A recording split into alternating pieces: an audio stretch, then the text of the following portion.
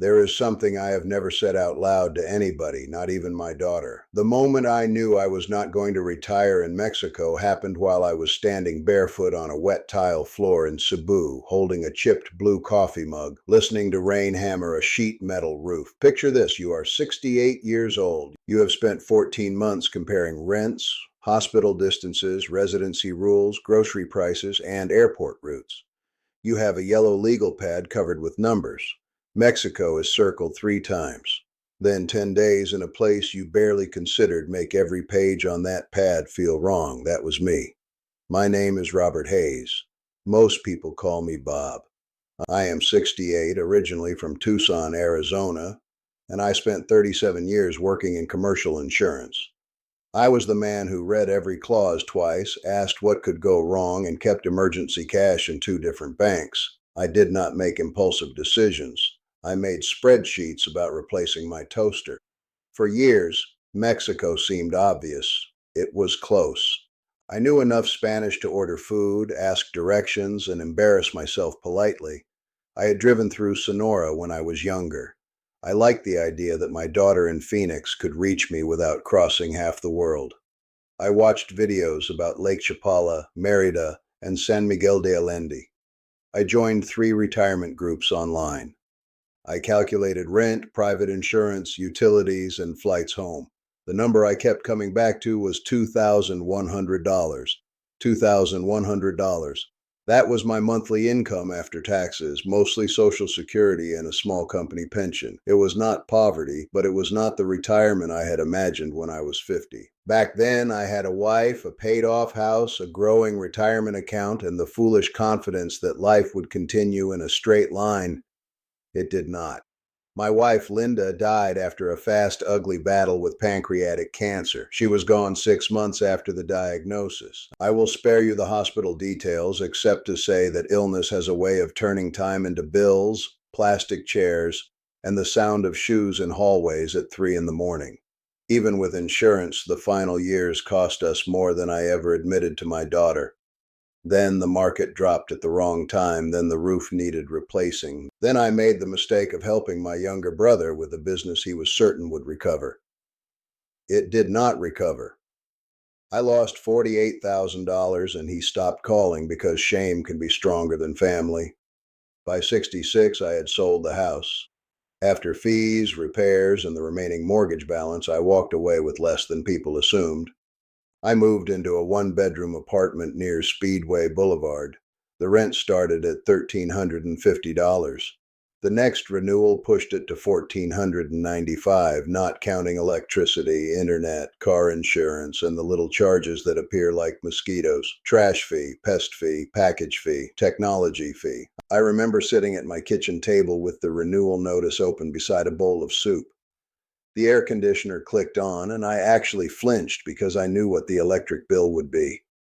That was the night I understood that staying put was also a risk. People talk about moving abroad as if it is reckless. Sometimes staying where you are, watching your savings shrink while pretending everything is fine, is the reckless choice. I tried everything before I considered leaving.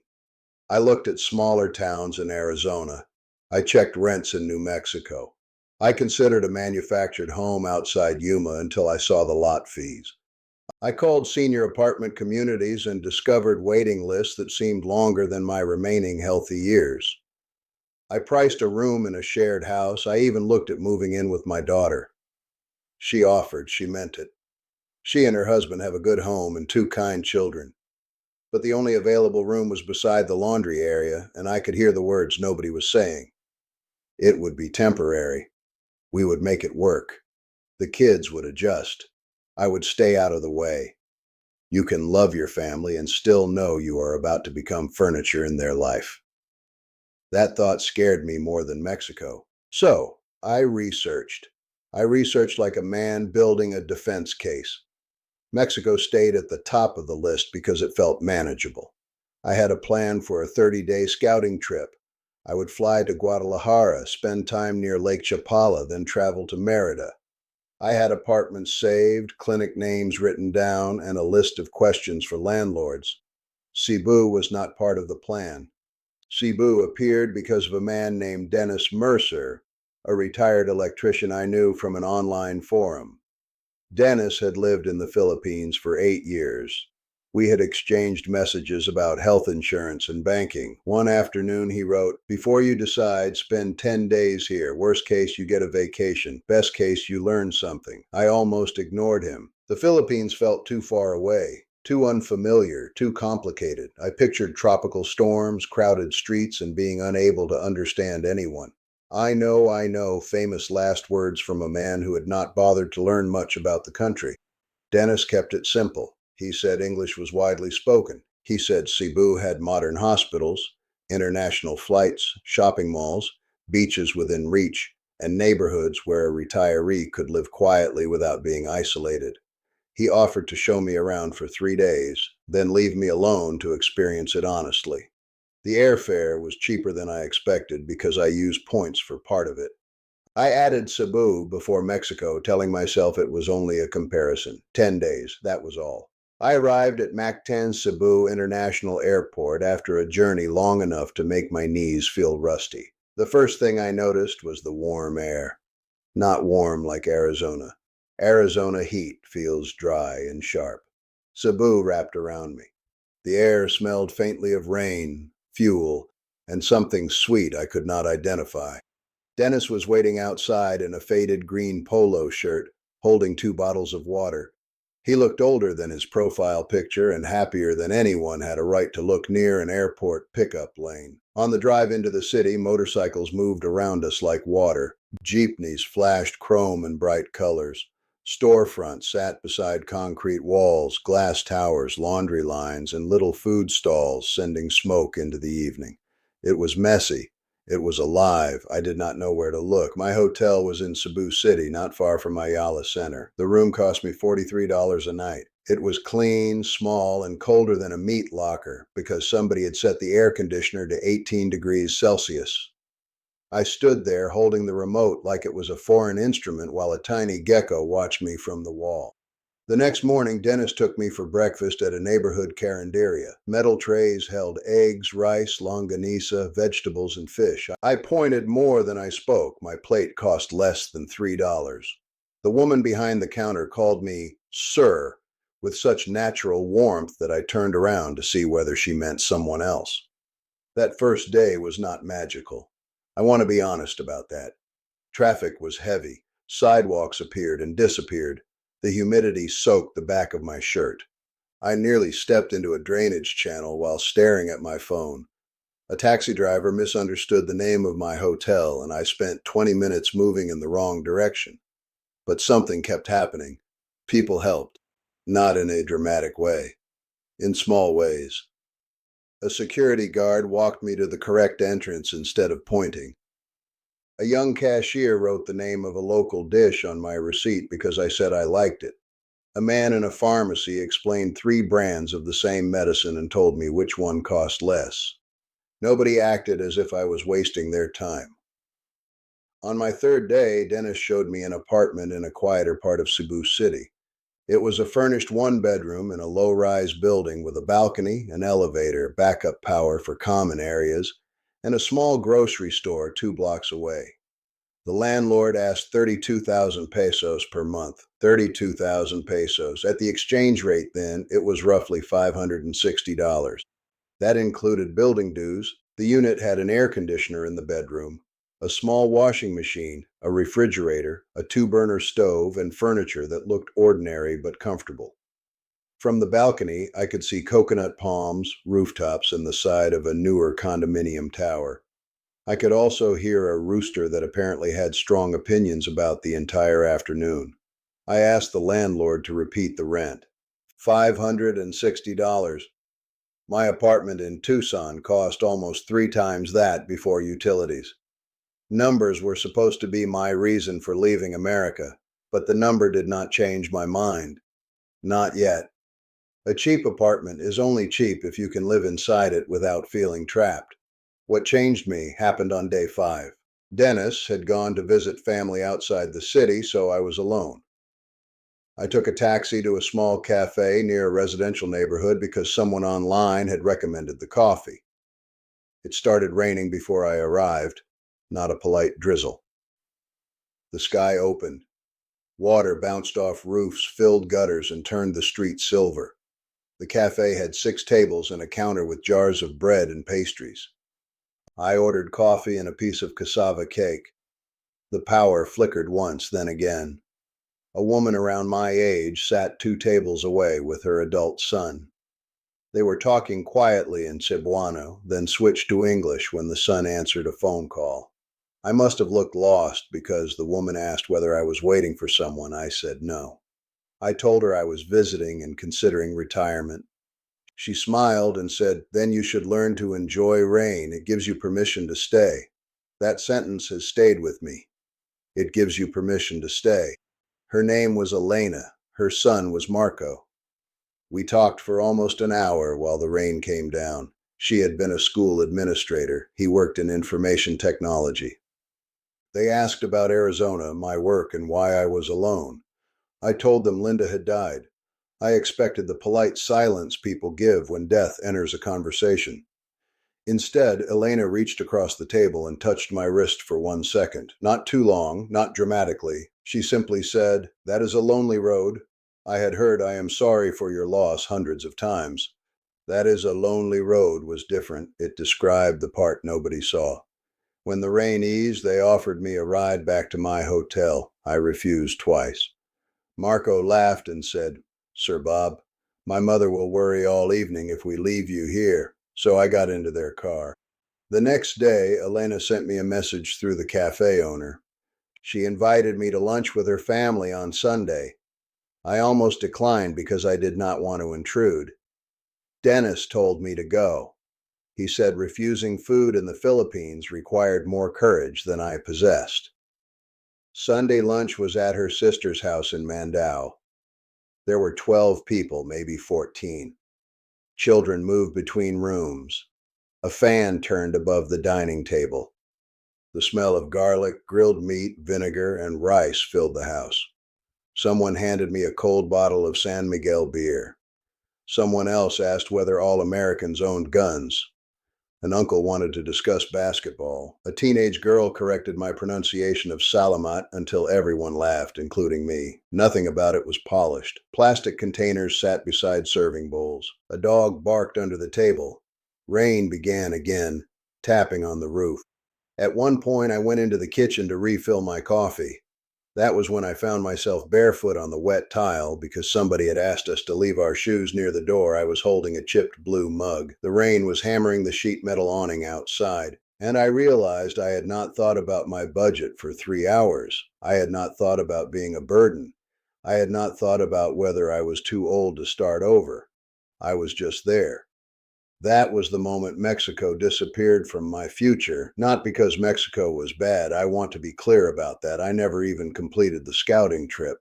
Mexico may have been wonderful. It may have been easier in some ways. It was closer to my daughter.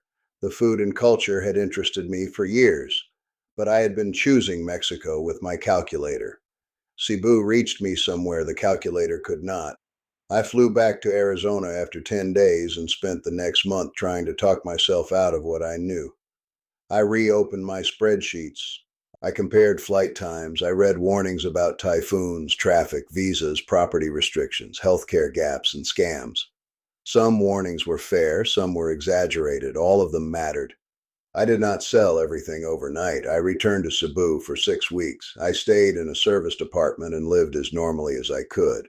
I bought groceries. I washed clothes. I visited hospitals, including Chonghua and Cebu Doctors University Hospital. I met with an insurance broker. I spoke to expats who loved it and expats who complained about everything. I rode through neighborhoods during rush hour. I experienced a water interruption and an internet outage. I also learned that paradise is a dangerous word. Cebu is not paradise. It is a real place. It can be noisy, crowded, wet, confusing, and inefficient. Some days, a simple errand takes half the afternoon. Imported products can cost more than they do in the United States. Pedestrian life requires attention. You need patience. You need humility. You need enough savings to handle emergencies without becoming desperate. And you need boundaries. That is important. Warmth is not the same as trust.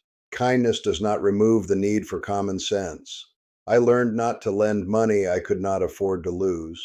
I learned not to sign anything I did not fully understand. I learned that being lonely can make a person say yes too quickly, especially when attention feels like medicine.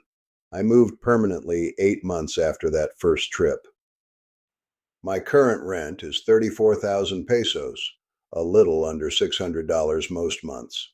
Electricity runs higher because I use air conditioning at night. Groceries vary, especially when I buy imported cheese, which is apparently how Cebu punishes homesick Western men. I no longer own a car. I use taxis, ride-hailing apps, and occasionally a driver for longer trips. My total monthly spending is usually between $1,400 and $1,600. That leaves room in my budget. Room. I had forgotten what that felt like. I can pay for private medical appointments. I can take my daughter and grandchildren to dinner when they visit. I can replace a broken appliance without staring at the ceiling all night. I even put a little money back into savings each month. But the financial relief is only half the story. The other half is that people know when I am missing. The woman at the bakery asks where I was if I skip 2 mornings. My neighbor sends a message when heavy rain starts because water sometimes collects near the side entrance. Dennis and I meet for coffee every Thursday. Elena still invites me to family lunches. Her grandchildren call me Uncle Bob, which felt strange at first and now feels like a small honor. My daughter was suspicious when I told her I was moving. She thought I was running away from grief. Maybe part of me was. She worried about scams, healthcare, and distance. She asked whether I had met a woman. I told her no, which was true, although she did not sound convinced.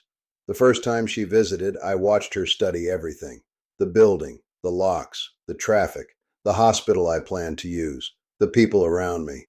On her fourth day, we had dinner with Elena's family. My daughter saw someone place extra rice on my plate without asking. She saw Marco check whether I had arranged transportation home. She saw the children tease me because I still pronounced one Cebuano word badly. Later, back at my apartment, she stood on the balcony and said, "Dad, I thought you would be alone here." I said, "So did I." That was the first time she understood. I still miss Linda. Moving did not cure grief. Some mornings I wake up and reach toward the empty side of the bed before I remember where I am. Certain songs can ruin an afternoon. Anniversaries still arrive like weather systems. But grief is no longer the only thing in the room. There is also morning traffic below my balcony. There is coffee strong enough to wake the dead.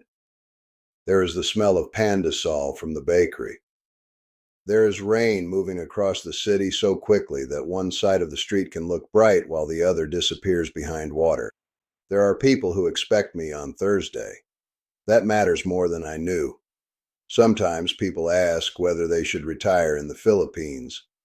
I never answer yes or no. I tell them to come for more than a vacation. Stay long enough to have a bad day, get stuck in traffic, buy groceries, visit a clinic, spend an afternoon alone. Learn what the heat does to your patience. See whether the place still feels possible when nothing is arranged for your entertainment. And do not move only because it is cheaper. Cheaper is helpful. Cheaper can save your retirement. But numbers alone cannot tell you where you will feel human. I planned to retire in Mexico because it made sense on paper. Mexico was closer, familiar, and easier to explain. Cebu was none of those things. Then 10 days changed everything. Now, when the rain comes hard, I make coffee and step onto the covered part of my balcony. The roofs darken. Motorcycles pull beneath awnings. The air cools for a few minutes. Somewhere below, somebody drags a plastic chair away from the water. I keep a blue mug in my kitchen. It is not the same chip mug from Elena's sister's house, but it looks close enough. I hold it with both hands and listen to the rain, and every time I remember the exact second I stopped searching for the cheapest place to grow old and realized I had found a place where I still had a life.